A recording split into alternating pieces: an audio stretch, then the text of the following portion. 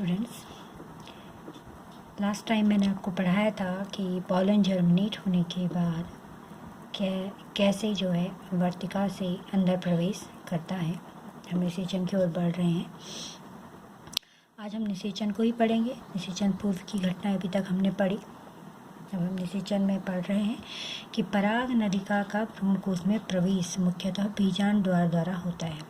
ठीक है बेटा, ये मैंने यहाँ पे एक डायग्राम बनाया है। इसमें आप देखिए कि ये जो पराग नलिका है ये माइक्रोपाइल बीजांड के द्वारा जो है भ्रूणकोश के अंदर प्रवेश करती है। भ्रूणकोश आप जानते हैं। और इस प्रकार जब पराग नलिका भ्रूण कोश के अंदर बीजांड द्वार से प्रवेश करती है तो इसे हम पोरोगेमी कहते हैं। लेकिन कभी कभी क्या होता है कि पराग नलिका निभाग के द्वारा भी प्रवेश कर पाती है और कभी कभी अध्यावरण के द्वारा भी इसके अंदर प्रवेश कर जाती है। तो इस कंडीशंस में हम इन्हें अलग अलग नाम दे देते हैं। जैसे अगर पराग नलिका अध्यावरण के द्वारा जाती है तो इसे मीजोगेमी, और यदि ये निभाग के द्वारा भ्रूणकोश के अंदर प्रवेश करती है तो इसे चैलेजोगेमी कहते हैं। क्योंकि हम क्या पढ़ रहे हैं, हम पढ़ रहे हैं कि ये पराग नलिका जो है अब कहाँ प्रवेश करेगी, अंदर प्रवेश करेगी। क्यों? क्योंकि यहाँ अंड कोशिका है, निषेचन तभी हो पाएगा। अब मैं आपको पहले चित्रों के द्वारा इसको समझाने का प्रयास करूँगी। मैंने ये एक पूर्ण चित्र बनाया है, मैं इसे खंडों में आपको बताती हूँ। देखिए, सबसे पहले हमारे पास ये स्थिति होती है। इसमें हमारे पास ये नीचे सहायक कोशिका है। मैं बार बार इन्हें लेबल नहीं कर रही हूँ बेटा, मैंने यहाँ पर इन्हें लेबल किया हुआ है। ठीक है स्टूडेंट्स, तो ये आपकी सहायक कोशिकाएँ हैं, सिनर्जिड सेल्स हैं। इनमें मैंने कुछ नए डायग्राम बनाए हैं। इन्हें फिलीफॉर्म तंतु कहते हैं। It's very important. और ये आपके प्रतिव्यासान एंटीपोडल सेल्स हैं। बीच में आपका ध्रुवीय केंद्रक है, 2 केंद्रक हैं, और ये पूरी की पूरी इसकी सेल है।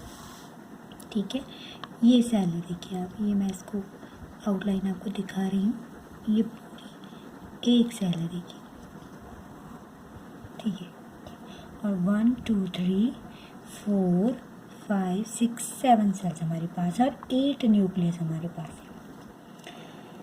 अब मैं इधर साइड में आपको दिखा रही हूँ बढ़ती हुई पराग नलिका है। बढ़ती हुई पराग नलिका में आगे जनन केंद्रक है। ये मैंने आपको पीछे समझाया है कि जनन केंद्रक में एक समसूत्री विभाजन होगा और ये 2 नर युग्मक बनाएगा।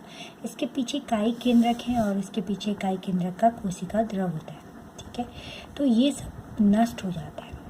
ये सब क्या होता है, नष्ट हो जाता है। डायग्राम 2 में आप देखिए कि जो हमारा जनन केंद्रक था उसने 2 नर युग्मक बना लिए हैं। यहाँ पर आप देखिए कि जो एक सहायक सेल है ये नष्ट हो जाती है, नष्ट होती है, और तभी जो है ये जो फिलीफॉर्म तंतु होते हैं इनमें गति होती है और ये इस पराग नलिका को अंदर जाने का मार्ग देते हैं। चित्र 3 में आप देखिए कि नर युग्मक जो है एक सहायक कोशिका के नष्ट होने के बाद उसके फिलीफॉर्म तंतु, इट्स वेरी इंपॉर्टेंट, आपको याद रखना है कि फिलीफॉर्म तंतु जो सहायक कोशिका में होते हैं वो पराग नलिका को भ्रूणकोश के अंदर प्रवेश करने में मदद करते हैं।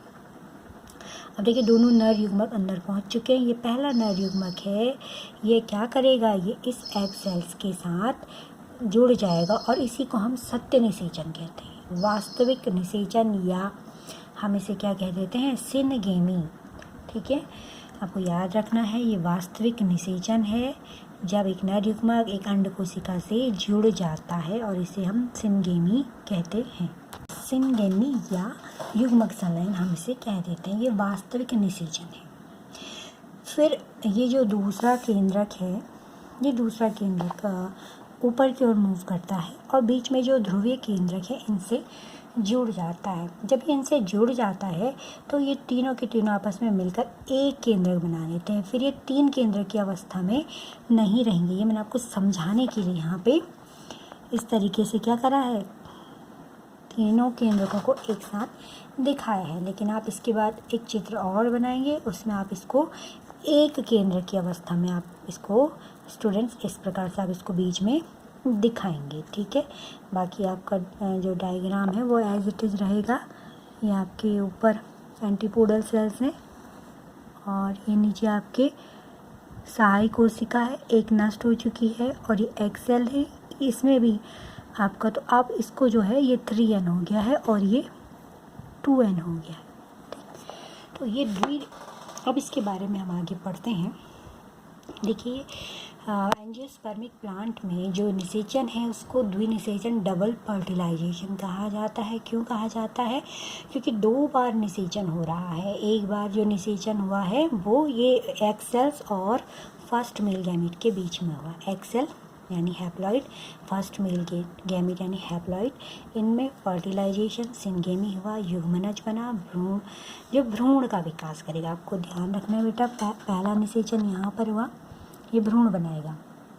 दूसरा निषेचन क्या होता है कि आपका जो नर युग्मक है वो इस ध्रुवीय केंद्रकों के साथ जुड़ जाता है और एक त्रिगुणित केंद्रक बनाता है, जिसे हम प्राथमिक एंडोस्पर्मिक न्यूक्लियस पेन कह देते हैं। इस सब मैंने आपको इस नोट्स में मेंशन करा है, आप यहाँ पे से उतार लेंगे। जितनी बातें मैंने कही हैं वो सब मैंने यहाँ पे लिखी हुई है। इस प्रकार से इस घटना को द्विनिषेचन कहते हैं, जिसमें एक निषेचन वास्तविक है और एक क्या है, आपका जो है त्रिगुणित ट्रिप्लॉइड केंद्रक बनता है, इसीलिए इसको द्विनिषेचन कहते हैं। तो द्विनिषेचन में 2 चीज़ें हुई, पहला हुआ आपका वास्तविक निषेचन सिनगेमी, दूसरा त्रिसंलयन। त्रिसंलयन क्यों बोला? क्योंकि ध्रुवीय केंद्र क्या थे, N+N, और नर युग्मक N था, इन्होंने मिलके 3N बनाए।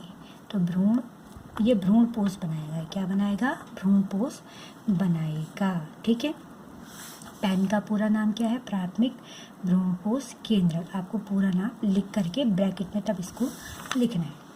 अब मैंने इसमें लिखा हुआ है कि निषेचन 2 बार होता है, इसीलिए इस घटना को डबल फर्टिलाइजेशन कहते हैं। इसकी खोज बेटा नवास्चिन ने की थी, किसमें? लिलियम और फ्रिटिलेरिया प्रजाति में की थी। अब द्विनिषेचन क्यों होता है? द्विनिषेचन इसलिए होता है क्योंकि इसमें मैंने आपको बताया अभी कि त्रिसंलयन, ये बहुत इम्पॉर्टेंट घटना होती है, क्योंकि त्रिसंलयन भ्रूणपोष बनाता है। भ्रूणपोष यानी भ्रूण को पोषण देने वाला, जो बढ़ता हुआ भ्रूण है उसको भोजन ये प्रोवाइड करेगा। और इसीलिए ये द्विनिषेचन का महत्व क्या है कि भ्रूणपोष संचित भोजन होता है, जो भ्रूण के पोषण के लिए आवश्यक है। और अधिकांश जो बीज होते हैं उनमें पहले भ्रूणपोष बनता है और फिर युग्मनज से भ्रूण का विकास होता है। और जीवनक्षम बीज, जीवनक्षम यानी ऐसे बीज जो आपके अंकुरित हों, जो खराब ना हों, उसके लिए भ्रूणपोष का बनना आवश्यक है। अगला हमारा जो टॉपिक है वो है कृत्रिम संकरण। संकरण क्या होता है बेटा? संकरण का अर्थ होता है नर युग्मक का मादा युग्मक से मिलना। तो कृत्रिम जो है वो मनुष्य के द्वारा कराया जाता है। क्यों कराया जाता है? फसलों को सुधारने के लिए, जिससे हम अच्छे गुण वाले पौधे तैयार कर सकें। यानी हम इसमें 2 ऐसे पौधों का निषेचन कराते हैं जो हमें लगते हैं कि ये बढ़िया है, इनके गुण बढ़िया है। ठीक है, इसके लिए हम सबसे पहले विपुंसन करते हैं। विपुंसन क्या है कि अगर हमारा फूल है, फूल द्विलिंगी है, उसमें नर और मादा दोनों भाग हैं, तो उसमें से हम नर को हटा देते हैं। सपोज हम नहीं चाहते कि उसमें स्वनिषेचन हो, हम ये चाहते हैं कि हम उस पुष्प के वर्तिकाग्र में कोई अपनी इच्छा का परागकण डालें, कोई हमारी इच्छा का गुण है जो अच्छा गुण है, और हम चाहते हैं कि इस पौधे के अंदर या इस प्लांट के अंदर कुछ अच्छा गुण है, और हम चाहते हैं कि हम इसी जाति के इस प्लांट का गुण इसमें डालें, तो हमें पहले उस द्विलिंगी पुष्प के नर भाग को हटाना पड़ेगा। तो नर भाग को हटाने के लिए जब फूल कलिका अवस्था में होता है तो उसके पुंकेसर हटा दिए जाते हैं, इसको विपुंसन कहते हैं, और ये बहुत इम्पॉर्टेंट है, पूछा जाता है। उसके बाद बैगिंग किया जाता है। बैगिंग यानी आपने परागकण हटा दिया, आपने पुंकेसर निकाल दिया। पुंकेसर निकालने के बाद अगर कोई बाहर का परागकण आके इसमें गिर गया तो आपकी सारी करी कराई मेहनत ख़राब हो जाएगी। इसके लिए आप इसे किसी बटर पेपर पॉलीथीन से ढक देते हैं। बटर पेपर पॉलीथीन से हम उसे ढक देते हैं ताकि उसमें कोई अन्य परागकण आके ना गिर जाए, क्योंकि हमने डिसाइड किया हुआ है कि हम यही परागकण इसमें डालेंगे। उसके बाद 3rd स्टेप होता है कि जब हमारी वर्तिकाग्र परिपक्व हो जाती है तो हम अपने इच्छा का नर पुष्प का परागकण इसमें डाल देते हैं। डालने के बाद हम इसे फिर कवर कर देते हैं ताकि और कोई परागकण इसमें आके ना गिरे, जब तक कि इसमें निषेचन की क्रिया ना हो जाए। तो ये एक कृत्रिम संकरण कराने की विधि है। एक लिंगी पुष्पों में विपुंसन की आवश्यकता नहीं होती है, यहाँ पे नर भाग हटाने की ज़रूरत नहीं होती है, क्योंकि एक लिंगी पुष्प यानी जिनमें नर और मादा अलग अलग फूल होते हैं।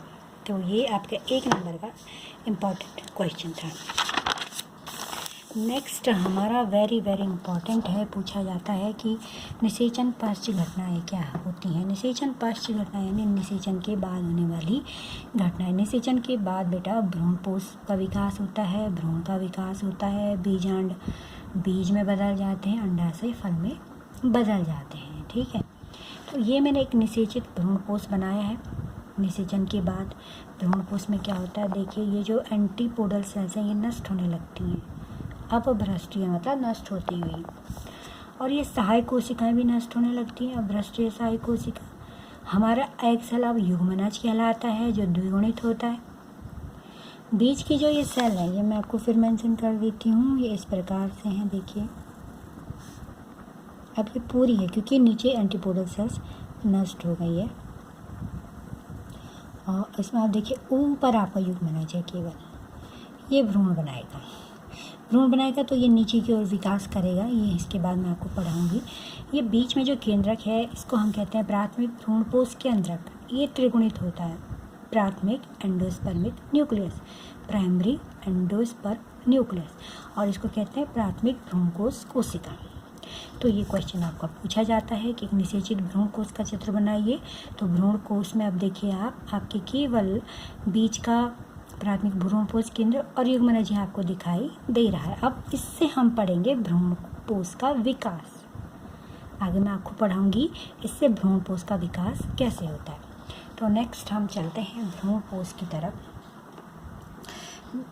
भ्रूणपोष क्या होता है स्टूडेंट्स, ये एक पोषक उत्तक है, यानी न्यूट्रिटिव टिश्यू है जो विकसित हो रहे भ्रूण को भोजन उपलब्ध कराएगा, और इसका विकास भ्रूण से पहले हो जाता है। यह आपको याद रखना है। आपसे पूछा जा सकता है कि एंजियोस्पर्मिक प्लांट पहले भ्रूण विकसित होगा या भ्रूणपोष, तो पहले भ्रूणपोष विकसित होगा, और ये त्रिगुणित होता है। त्रिगुणित का मतलब अगर किसी पादप में जो है उसके प्लांट के जड़ में या तने में 24 गुणसूत्र हैं, तो इसमें पूछ सकता है आपसे भ्रूणपोष में कितने गुणसूत्र होंगे। तो 24 यानी 2n, जड़ में 2n, तो n कितना हो गया 12, n कितना हो गया, तो 3n कितना हो गया 36 में गुणसूत्र होंगे। अब भ्रूणपोष जो है अलग अलग प्रकार से विकसित होता है। इस आधार पे 3 प्रकार का यह होता है। एक मुक्त केंद्रकीय भ्रूणपोष है, देखिए ये पेन है, पेन अभी समझाया मैंने आपको, प्राथमिक भ्रूणकोशिकीय केंद्रक। इसकी बात करें बेटा, मैंने पूरा का पूरा चित्र नहीं बनाया है, एक कोशिका पे केंद्रित होकर मैं आपको समझा रही हूँ। तो इसमें मैंने 2 चीज़ें लिखी हैं, कैरियोकाइनेसिस, नो साइटोकाइनेसिस, ये मैं आपको पहले समझा चुकी हूँ। अगर आपको याद नहीं है तो आप पीछे देखिए, क्योंकि पीछे जो पढ़ा है उसको लिखे ही नहीं, उसको याद भी करेंगे।